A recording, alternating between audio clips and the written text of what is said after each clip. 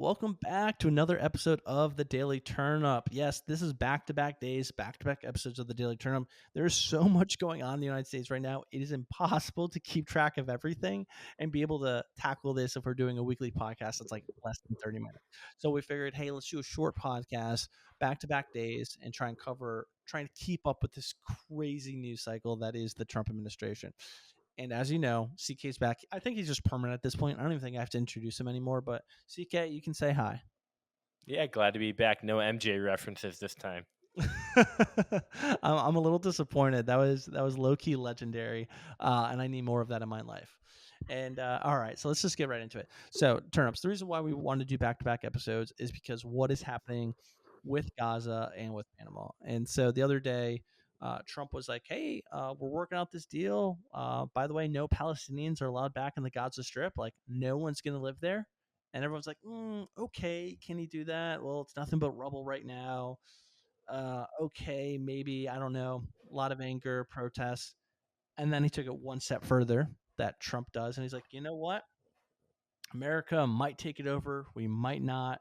But we might just make this a little America and build the most amazing river walk in the Middle East that has ever existed. And we're just going to make it an amazing place because you know what? It's got to be cleared up anyways. So we might as well turn it into something amazing. And then every ally, every adversary, everyone in the world is like, no, that's not happening. So, CK, from everything that Trump said to the fact that Israel has fought a war for the last almost 2 years, what's going on with the Gaza Strip? What can we realistically expect, and how are we going to move forward from this current conflict war? Yeah, that's a tough one. So, like you said, Trump said we would get all of the Gazans out of Gaza, and Jordan and Egypt can accept Palestinians from Gaza, and that the U.S. would take over the Gaza Strip, and it could be the Riviera of the Middle East. That's right, Riviera. I said river walk. Yeah, Riviera. That's right. So, I mean, hopefully, like we just talked about last episode about negotiation tactics, and I think that's what this is. I hope that's what this is. If you're asking my opinion, like what happened to America first, we just talked about that too. Uh, Israel levels Gaza, and then we're left to clean it up, make it nice, invest all the money. Uh, why? Like I get that we have an interest and we have an ally there, and it's good to have a partnership in that region for stability, but it doesn't seem like an America first idea, He's in my breaking line with opinion. his own policy and mindset. To me, what it really sounds like, or as you're saying this, I'm thinking like, okay, he's saying something crazy out of this world, something that's probably very, very unrealistic. Says it to the media. The media runs with it. The whole world freaks out. So anything he says after is better, and people are more willing to accept it because it's not the most outrageous thing. I honestly think that's just like his negotiation tactic is crazy, way out there thought. Everyone freaks out. So anything he says after, oh, we can accept that. That's way better than trying to rebuild Palestine in America's image. Yeah, I mean, hopefully it is that a game of bad cop, crazy cop that that he seems to always win. But I, honestly, if he goes through with it, I couldn't think of a worst idea. Like I'll start calling him Trump Cheney. Like, what are we doing? We're nation building again. Yeah, America typically isn't the best at that. I, Historically, I mean, not the best. I guess like the most optimistically possible, Gaza is the size of like Philadelphia, and the population is 2 million. Like Afghanistan was like 50 million, so like it's more like city building. So maybe we're like trying to take a baby step into nation building to see if we could do this before we move back on to a country. I don't know. It's crazy. Hopefully, it's like just a crazy like one of those many Trump ideas that he just floats. I think that's super fair. I think that's honestly what a lot of the world is thinking. And so if we want to pivot back into the world of reality, something has to happen, right? The war is going to end. It's going to end at some point. It seems like It already should have ended, but they're still figuring out what peace looks like. So what does peace look like? What does Palestine look like? What does Gaza look like at the end of this? And whatever decisions are made, is that going to prevent further war, further escalation? Or do you think we can finally find some level of coexistence, some level of peace?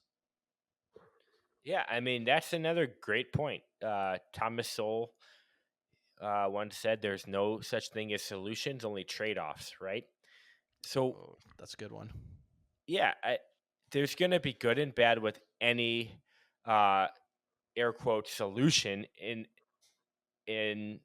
Israel Palestine, and maybe just maybe this uh, Mar-a-Lago in Gaza is the best trade off that we can have.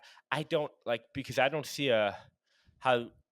I don't see how this ends like with a permanent peace as it stands.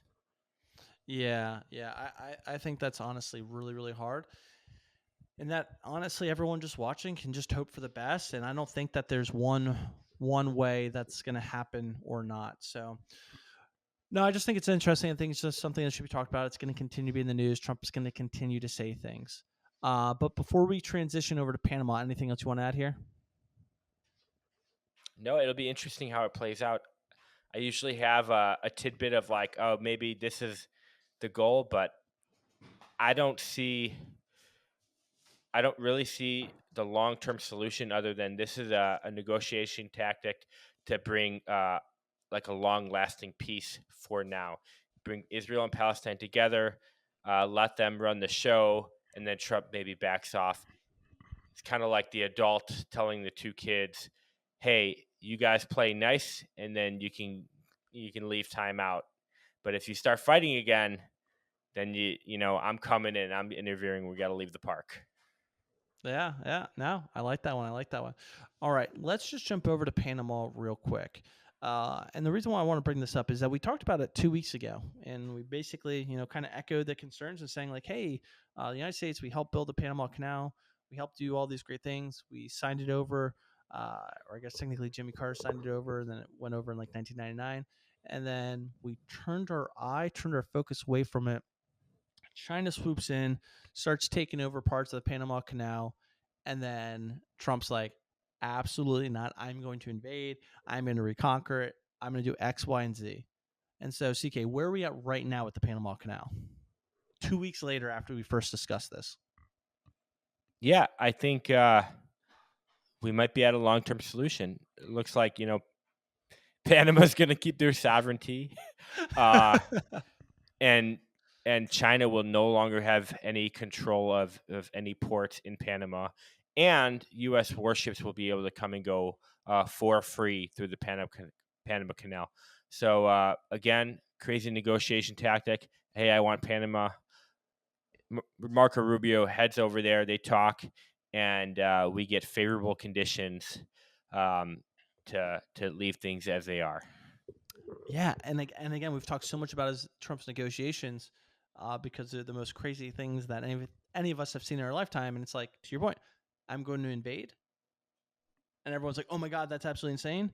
And in reality, the next thing he says is what he really wants, and everyone can be more on board because he's not actually going to invade, which is kick China out, and that's what he did.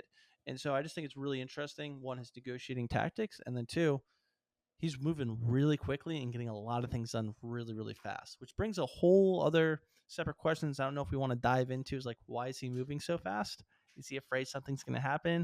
Is he going to get impeached again? I know he made a joke the other day about being assassinated by the Iranians and he's trying to get things done before he dies. Like, I don't know, but he's moving super, super quick on just about everything. Yeah, I mean, Al Green actually moved forward with articles of impeachment today. That's not going to go anywhere. But I just think Trump knows what he's doing. I think the best thing, if in hindsight, the best thing that could have happened to him was not winning in 2020. He had Yeah, taking that four. L. He had 4 years that didn't count toward his second term, where he just could plan and think about this. And now he has everyone that he actually wants in place because if you remember his first term, he fired all of his initial people because he found out, Yep. oh, this guy's actually he has ties to this. Oh, he doesn't actually like me. Oh, he fired everybody over Yeah. and over and over, and he couldn't find someone he liked. He had 4 years to think about this now, and so he's got a plan. He came in with a plan. So I think there couldn't have been a better thing to happen to him than not win in 2020. Yeah, for him, I think you're right. And for people that support him, absolutely, you're right. And for people that don't support him, this is doomsday. This is the worst thing that has ever happened in the history of humanity. Um, but one more thing I want to talk about before we wrap it up today is El Salvador. So Marco Rubio spoke to the El Salvadorian president.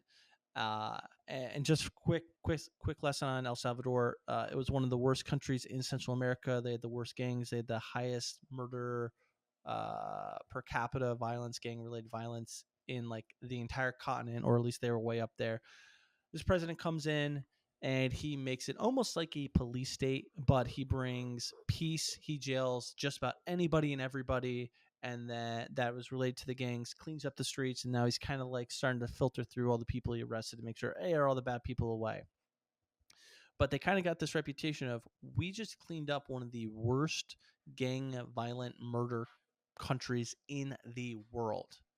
And we have the most intense prison system that is proven it has worked. And now the United States is like, hey, can we send our people there? By our, I mean, yes, illegal immigrants, people that the United States no longer wants in its country. And then actual American citizens. And I don't think that'll actually happen for so many different legal reasons. It was just something that El Salvador said they would accept. I don't actually think that's going to happen, and I don't want to focus on that because I think it's so out there for a million different reasons.